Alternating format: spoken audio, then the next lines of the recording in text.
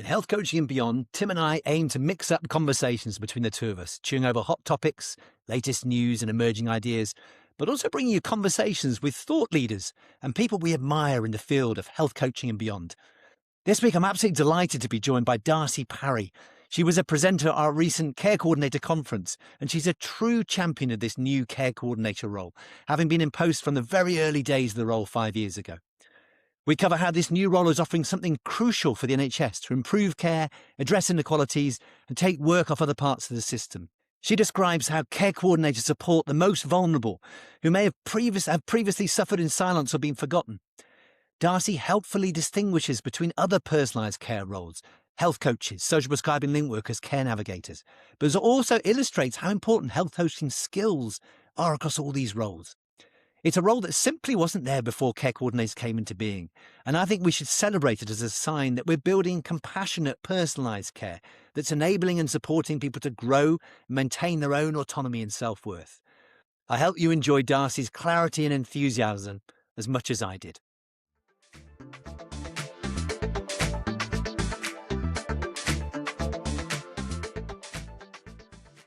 Hello, folks. Welcome back. So I'm delighted to be joined today by Darcy Parry, who was recently a very prominent member of our Care Coordinator conference we had last week. And Darcy is a senior care coordinator at Newgate Medical Group in Nottinghamshire. And she's also the Care Coordinator Ambassador for Nottinghamshire Alliance Training Hub. So she has a really key role in the field of care coordination. So it's lovely to have you here today, Darcy. Thank you.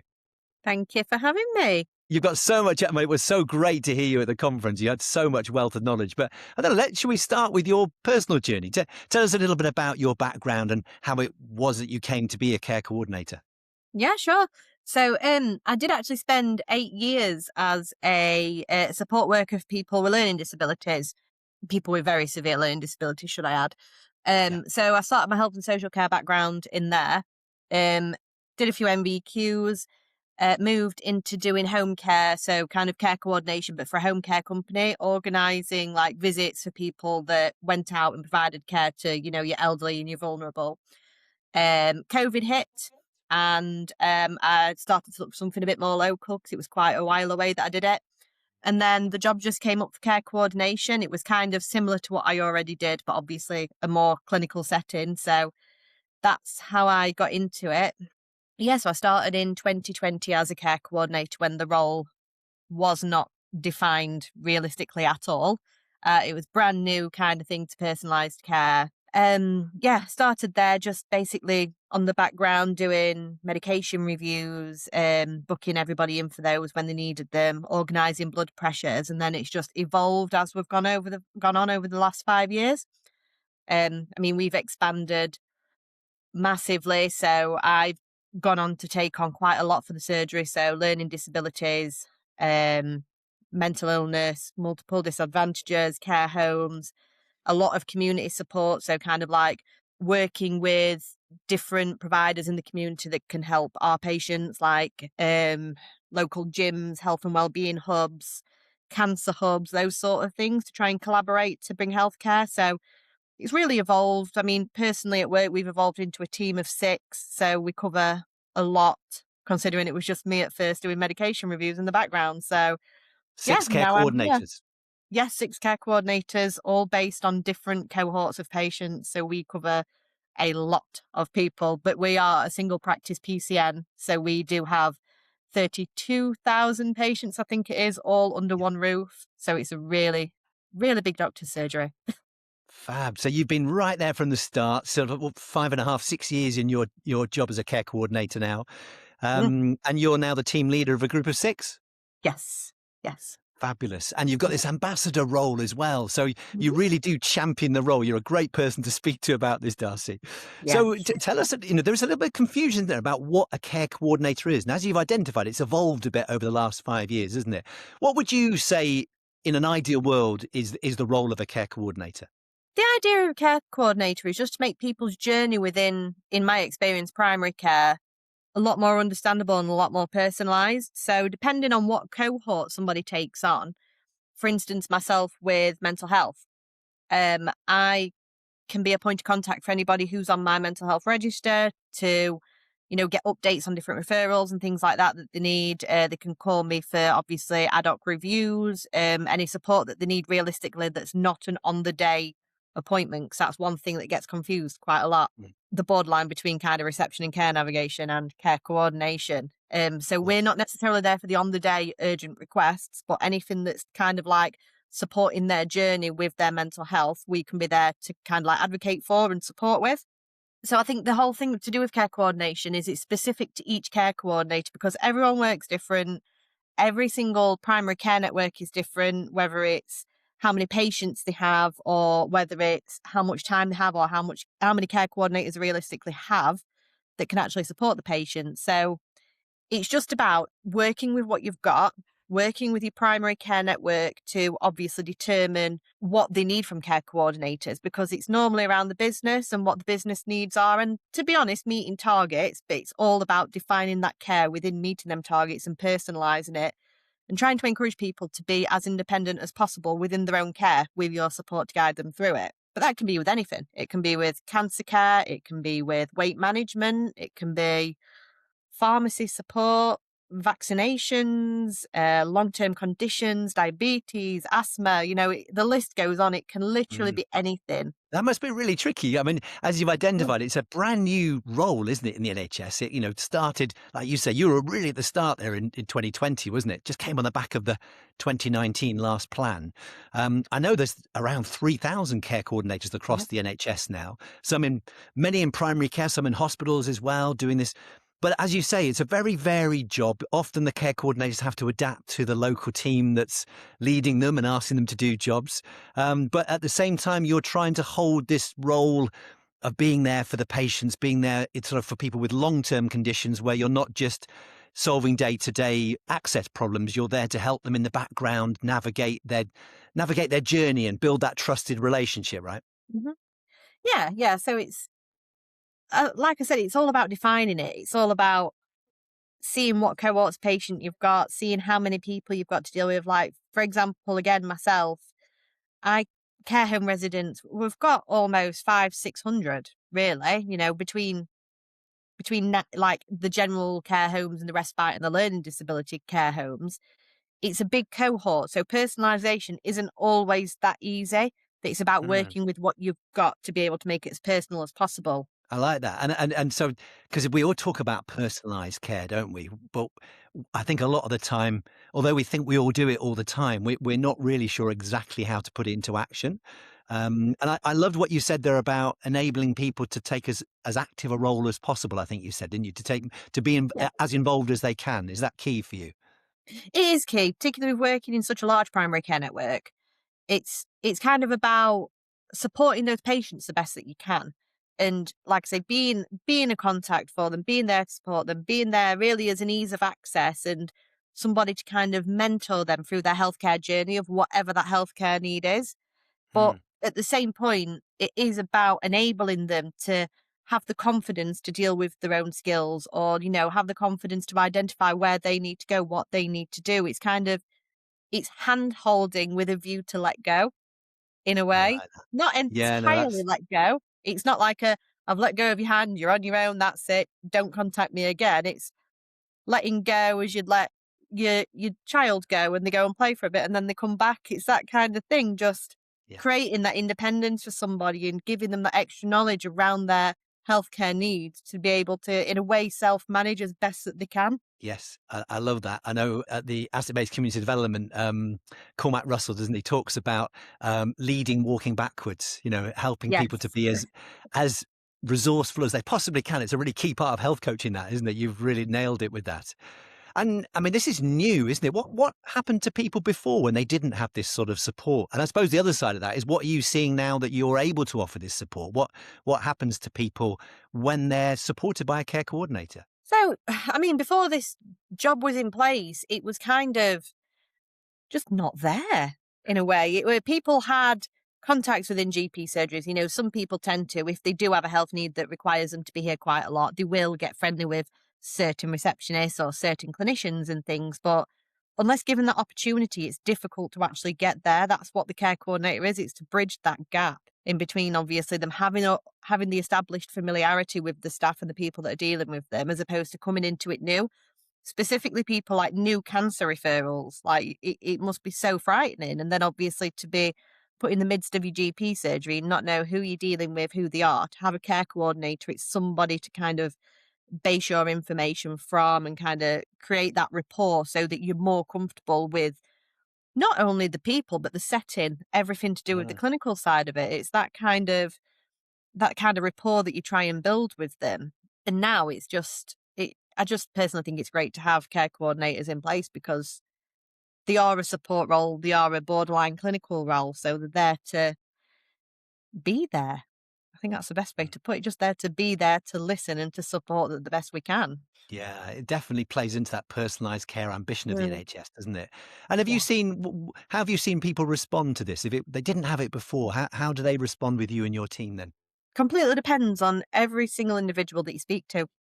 Some people think it's a waste of time. Some people say they don't need us, and that is fine. Some people don't want the support. Some people just want to deal with it independently under the radar and in a way not be kind of mollycoddled. Yep. That's a lot of the feedback that we do get. Whereas other people think it's great. They utilize the service. They need it. Sometimes it's people who have got anxieties around the health or social needs realistically, or it can be people that don't have a lot of knowledge around the certain condition that we've got. So they really do utilize us and they do appreciate the time that we can put into them and the advice and support that we can give them through their journey. But everyone's journey is their own journey, whether that includes support or whether it's all done independently. That's completely up to them. And that is another key aspect of personalised care. It's personalised to them and it doesn't always mean that they want your support. And that's fine. It's all fine. It's just about supporting them in a way that they want to be supported. I love that. Yeah, so it's very tailored to the individual, and I do really appreciate that you have the sensitivity that some people don't want it. They're more private, perhaps, or actually they feel they've got it covered, and absolutely that's what you want. But for others, you will have a stronger input. So you judge it case by case. Yeah, judge it case by case. We contact everybody, whether it's via a phone call, a letter, a text, whatever. We'll always identify people and make that initial contact, whether it's just for a register or an independent referral. Yeah.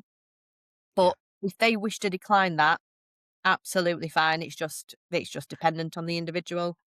And you alluded to this a little bit earlier on. You said we're different to care navigators, and I'd love, because I know you're really good on this. I'd love to hear your views, and you've put some real clarity on this. The difference in care coordination and care navigation. You might want to think about bringing the difference between health coaches and care coordinators and social prescribed link workers as well, because all those four roles play a different part in the system, don't they? Go on, Darcy. I'll leave you the hard job of explaining that. Okay.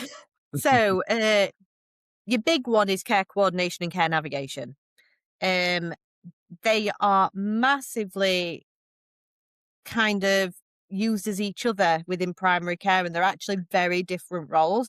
They work very similarly, but they're very different in terms of what they can provide. So your care navigation, realistically, is the people that you would class as receptionists. They're Yeah. people that deal with on-the-day requests, the people that deal with kind of like prescriptions, triage. Some of them do have cohorts of their own, like some have gynae, some have, you know, safeguarding, some might touch on cancer care. It all depends what's on a primary care network's QAF, LES and DES register. So Mm. a lot of the things that don't necessarily have targets or bring in funding will go to care navigation because it's what you call like a practice role or a practice cohort. So they're people that are managed by the practice. Yeah. So normally a care navigator will be those on the reception, in the background of reception, dealing with on the day and dealing with things that don't necessarily bring funding in. Because what you have to remember is a primary care network, as personalised as it is a funded role. And one of the main aspects of it, realistically, is to bring money into the primary care network by meeting targets. And that's where we get our cohorts from. That's why PCNs all differ in what they actually do, because everyone, especially in different areas of the UK, may have different targets. So that's what Yeah. bases what their care coordinators normally work on. So your care navigators, that kind of reception-based role, kind of dealing with practice-based work. Your care coordinator is somebody that takes on a cohort and keeps that cohort. So, for example, mental health, myself, if somebody had an on-the-day request and it was, I don't know, a mental health patient who needed to order a prescription, that would not be me. That Mhm. would be reception because it's an on-the-day request. It's a clinical thing that I don't deal with. Yeah. If they needed an appointment because they'd had flu for 2 weeks, that's reception. That's your care navigation because they're navigating the care for the on-the-day appointment or a pre-booked appointment within reason of 2-week wait. Myself, I base around the actual mental health diagnosis. So it's the mental health reviews. It's any referrals from mental health reviews that might support the mental health. It's liaising with mental health teams to support that individual with their mental health. It's Yeah. all based around the individual cohort that I deal with. And we kind of are there to guide them through and be there and handhold if that's what they need. Whereas your care navigation are there to see what they want, give them the appointment, order the prescription, and let them go. They don't keep it on.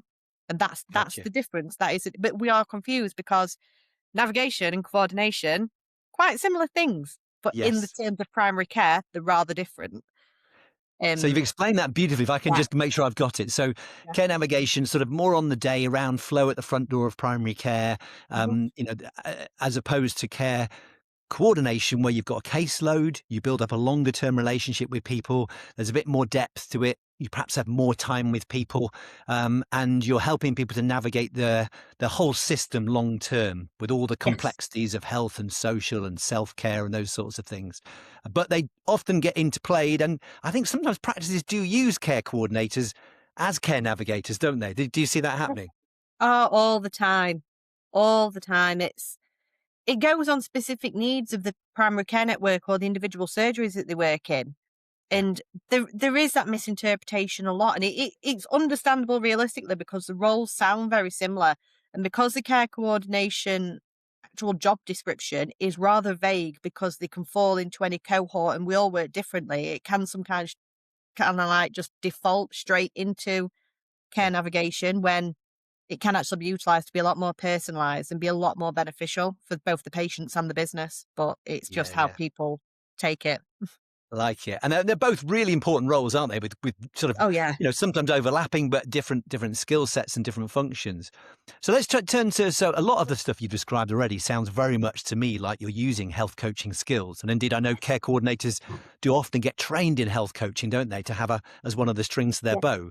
But you're different from the health coach role, and you're different from the social prescribing link worker Yeah. role, aren't you? Yeah. So we work in kind of a primary care, personalised care triangle. Um, all three roles. I mean, not everybody has a health and wellbeing coach. We don't in Bassett Law. We don't have any. Um, Yeah. but they're kind of three separate roles that deal with three separate kind of areas of care. Mm. So your care coordination is your health based. So we deal with long-term conditions. We deal with obviously different cohorts of people that would fit into a primary care setting. So, mental health, cancer, things that would go into a GP surgery. Yeah. Your social prescribing, they're more your social support. So housing, benefits, low level mental health that kind of needs support from a community setting. They can Yeah. help people get out and about, like elderly, like they're isolated or lonely. They will deal with those sort of referrals where it is more social, it is more community based. And then your health and well-being coaches, Yeah. it's more of a well-being role. I think that's because health coaching, all three of us do health coaching because that's what the roles are for. They're there to coach people through their health needs or their Yeah. social needs. Your health and well-being coach bases on well-being, so they will take cases on of people that are struggling with well-being and they'll meet them one-to-one and go for walks, or they'll do group sessions with people where it's all about well-being and self-management. That role is about people taking control of their own well-being and developing it and Yes. being able to, at the end, kind of achieve a better understanding of well-being and a better way of actually supporting themselves. That is the ultimate role where they do let people go at the end, but it's that kind of support. So, but Yeah. all three work together because you could get a case, for example, we as care coordinators could get a cancer patient who's really, really struggling with everything, with diagnosis, with finances, with isolation, with the healthcare, not understanding things. So care coordinators would pick up the health base, supporting them with GP appointments, the understanding, supporting them with, any kind of medication changes that might be towards the cancer, being there for, them to ring us if they need any extra support. Your social prescribing will be there to help them with benefits, housing if they needed, social aspects, getting them back into the community for support, looking at cancer groups, and then your well-being's there to maybe meet them for a one-to-one, for a walk and a talk or a coffee or something, or get them integrated into well-being groups. So all three can work together on the same Yeah. caseloads. It's just the differentiation between the kinds of support that all three can give. Saying that, the roles can interlink. So you could find a care coordinator doing some little bits of social prescribing, or a social Yeah. prescriber doing a little bit of well-being, and there's nothing wrong with that. There's Yeah. nothing wrong with people having all of those skills. It's just what works best for the primary care network in terms of what things people do, but the roles are different. Got you. Yeah, and I like the way you've described that really clearly. And I think for health coaching, particularly, that's the theme of this podcast, is that Mhm, I can see there's a health coach role where you're more focused on supporting someone's self-management, helping them to gain skills, perhaps focused around discrete goals and maybe influencing how they change their behavior ultimately, but maybe just how they're thinking and building their confidence and mhm, self-worth often. And that might be a discrete intervention.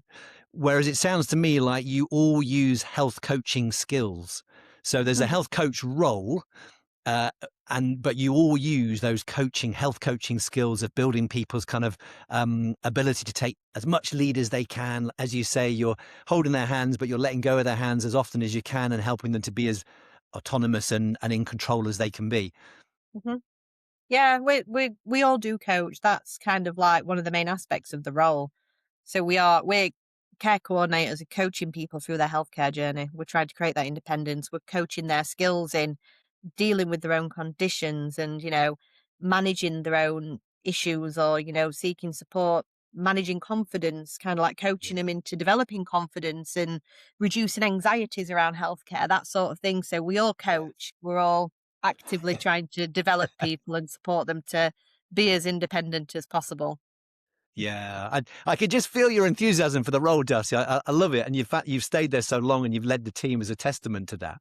So, what are the things that you've found? I'd love to hear what you find most interesting about it. What really sparks your enthusiasm, and then also on the other side, I'd be interested in what you found most challenging about it as well. The best bit about it has got to be when you get the results. So when you have them people that have utilised you as an individual, utilise you for whatever their health need is, and you get that feedback, you get that positivity from them, and you're supporting them one day for every kind of appointment that they need, for every review that they need. You're doing referral after referral for them for different services. And you're really kind of like collating the care and trying to make it as personalised as you can. You're trying to bring appointments together so that they only have to come in once instead of 4 times a week. And it's taking up a lot of your time. And then as time goes on and you support them and you coach them and everything like that, you see them start to manage it themselves. And you see that they kind of develop them skills in their own confidence and their own understanding and awareness of their own condition and the ways of working within primary care, that they kind of don't fully let go of you because they do like to keep you a lot of the time. But Yeah, you see them develop as an individual and you see them kind of owning the health needs and, becoming more aware of it and utilizing it for themselves. So especially with like things like diabetes, you see people that kind of think, right, we're going to start a weight loss journey through diabetes, and you see them making these positive changes in the health and the well-being and just the way that they work as a person. And it's always great to see that, the positive outcomes that come from this kind of coaching and this kind of work. So yeah. that's always fantastic. It's one of my favorites. But I recognize that. And I can see mm, that in your eyes and I can just hear it in your voice. And I have to say, personally, that's one of the things that's always attracted me to the health coaching style of working as well. It's very satisfying, isn't it, when you see people become just sort of go on that growth journey, isn't it? But yeah. also, it's really, I think this is such a crucial point because it's so essential for the system, isn't it? We can't be doing everything for everybody all the time. We have to have people becoming more capable and growing their abilities alongside us. And that, to me, has been the missing element in the NHS is that Mhm. we've done so much for people. We got so good at rescuing people that actually what we've forgotten to do is to hand back the responsibility to people in a controlled, gentle way, compassionate way. But nevertheless, that has to be our focus, doesn't it? So knowing that people like you, Darcy, are doing that day to day just fills me with joy, really. It's such an important role to have in the NHS. Thank you. That's nice of you to say. And it's to think we didn't have it a few years ago. I mean, I just really believe that this is a missing link to how we think, our whole mindset in healthcare. But you were going to switch over then, weren't you, to some of the challenges? Go on, I could see your eyes changing. Yeah. The main challenge is for me, particularly being the care coordination ambassador with the training hub, Yeah, there's two. There's two. go I'm on. gonna go I'll for give you two. two. Yeah, you can have as many as you like, Darcy. I'm enjoying listening to you. The first one is a misinterpretation of the role. So when you see people, and I don't mean it to sound as though I'm saying they are just there, but people that are just put on reception, Yeah, when they could be utilised to actually do so much other beneficial work for a primary care network. They can kind of like, create that personalised care, create that rapport, get the results that we're needing. And people just don't understand how utilising them correctly can actually have a benefit for the business, for the service, for the teams, for the patients, for everybody. They can really take strain off of clinicians, when they're acting as a point of contact for things. They can do those referrals that normally a clinician might yeah. need to do. They can, get involved with stuff like that, so they can create so much more clinical time as well. So that's my first thing, where people are kind of not utilised correctly or not utilised to the best of their potential. So not making the most of what could be offered. Yeah, Yeah, yeah.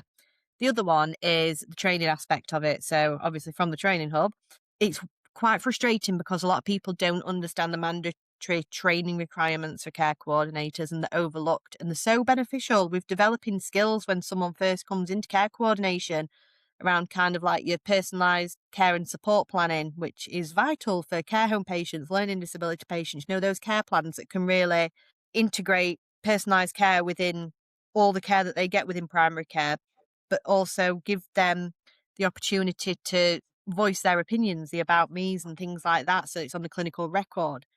There's training in being able to do that, which is beneficial to everybody. There's mandatory training on the 2-day care coordinator course, yeah, which can really show particularly new starters the skills and how to manage things like difficult conversations and cohorts. And it can really define the skills that people then take on through their care coordination journey.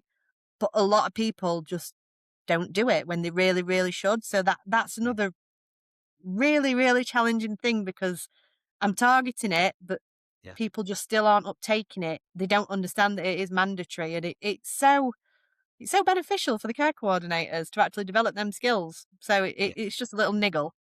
Mm.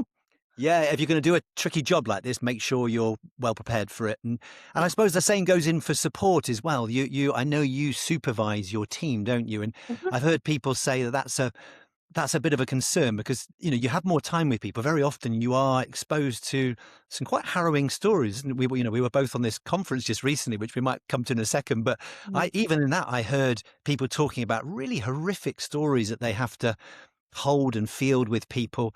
So being supported yourself, having some supervision, having some peer support, I've heard that's really useful, but variable in how able people are able to access it, right?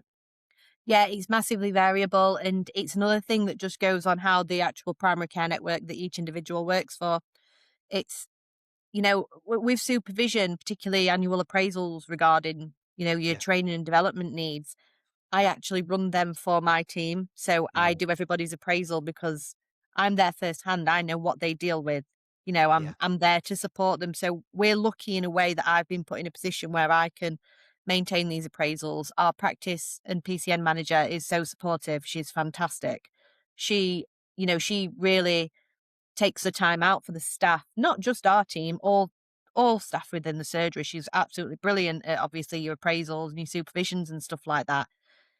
And it's very key, particularly with ever changing healthcare and ever changing opportunities. So obviously for people to have those training and development opportunities and be able to voice their opinions and have that floor where they can say anything that's bugging them, they can say anything that they need. It's really vital to have that, particularly when you are dealing with such difficult cohorts. The Yeah. mental strain that can come on you as a coach, it's sometimes it's incomprehensible because everything's obviously confidential, things can't be discussed, and you carry a lot. Yeah. Sometimes you feel like you don't, and you feel like a massively headstrong person, but the type of things that we can deal with, particularly with the more sensitive cohorts. I mean, safeguarding. Some of our care coordinators do like child safeguarding, and the strain that must be.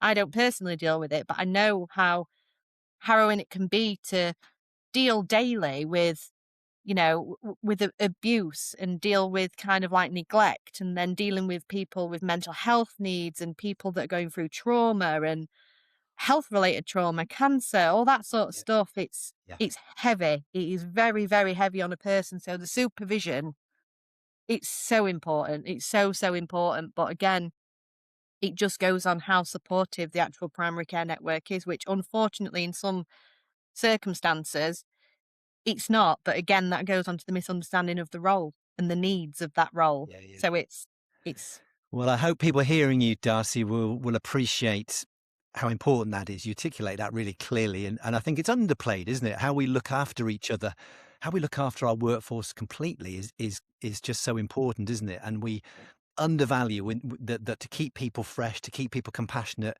you have to give the people support and supervise them, give them a chance to talk about the harrowing stuff they're having to hold. Yeah. yeah.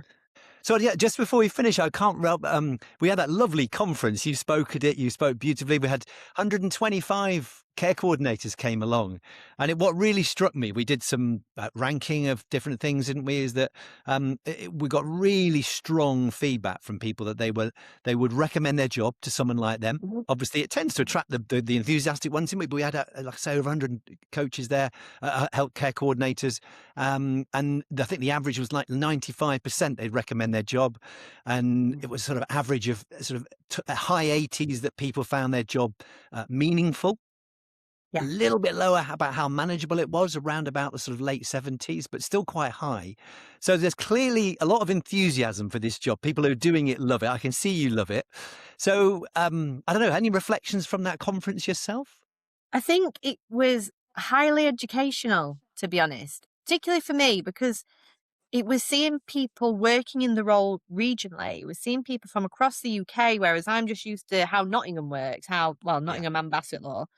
But seeing the differentiation it was key. It was really, really good to see, because obviously there was so much positivity throughout the conference. yeah, But you could see that, like, the lack of understanding of things that I see in my own area is across the board. The lack of understanding of training, of mm, obviously career progression, of things yeah, like accessing training hubs that can be so beneficial. yeah, The type of things that people are doing, the way that they're being utilised, it's the same issues, but the same strengths across the region. So it's kind of like one of those things where it's an NHS England thing. It's not just yeah, obviously something that's specific to my area. So it's good to see, not that they're struggling, but good to see that obviously it is being utilised correctly across the UK, with some yeah. obviously some exceptions where it's still not quite integrated as well as it should do. But it's there and people are enjoying it, and it is making a difference. It is making an impact. So that's so positive to see. Yeah, it's lovely, wasn't it? And I Mm, know people, there's a sense of being a community of practice, particularly when you're in a new role, isn't there? Needing to support each other, help each other feel confident to hold the ground on the stuff they know they want to be doing, and they know in their heart of hearts when they have these relationships with people, as you say, it enables people to fly, and yeah, it's just great, really. But good to connect people and make people feel they're not alone and going yeah, through this. So if you were, I mean, at the moment, the care coordinator role is mostly commissioned through primary care, isn't it? You've got primary mostly. Yeah, care, um, GPs, PCM managers, practice managers making decisions. Do we have a pharmacist? Do we have more GPs now? Early career GPs, nurses. There's a range of roles, of which health coaches, care coordinators, link workers are all one. So it's a bit of a choice now. And I can also see them coming into secondary care as well. The value of them yes, working behind the scenes in areas where they're managing long-term conditions of patients and outpatients and hospital yeah. specialties. So if you were going to sell the role, when there's a choice, you could choose a pharmacist or a GP or a care coordinator. How would you want to sell the role to the system then, Darcy? I'd sell the role as we're there to bridge that gap. We're there for, the people that might get lost, and the people that might not have the confidence to address the health needs, and the people that might just go through life never questioning anything and never kind of realistically understanding things, never really having that clinical knowledge to actually address their concerns. We're there to help them people. We're there to guide them through, and we're there to make people's jobs easier by taking things off them. So we're there to free up time. We're there to personalise all the care for that person and try and make their journey as smooth as possible, as well as make the journey for the clinicians and the other people involved as smooth as possible by working as that kind of bridge in between the two. So I think we're so vital in those kind of aspects that we can kind of create that middle ground for them. But again, I guess it's that role where we're not just there to coordinate care, we're there to humanize it. So we're I there to love that bring it phrase. onto that level. We're there to make it human, and we're there to actually make an individual's needs and preferences matter within their care journey. That's such a great take-home message, Darcy, that care coordination's there, not just to organise care, but to humanise it. Mm. I heard you say that at the conference, so that's great, great phrase. And I think it's a lovely way to finish. Thank you so much for what you do. You champion the role in a new role. It's a brave, difficult place to be championing something new. You do it so well. And so thank you for so much for what you do and what your team does for our patients. Lovely. Thank you very much for having me. Absolute pleasure, Darcy.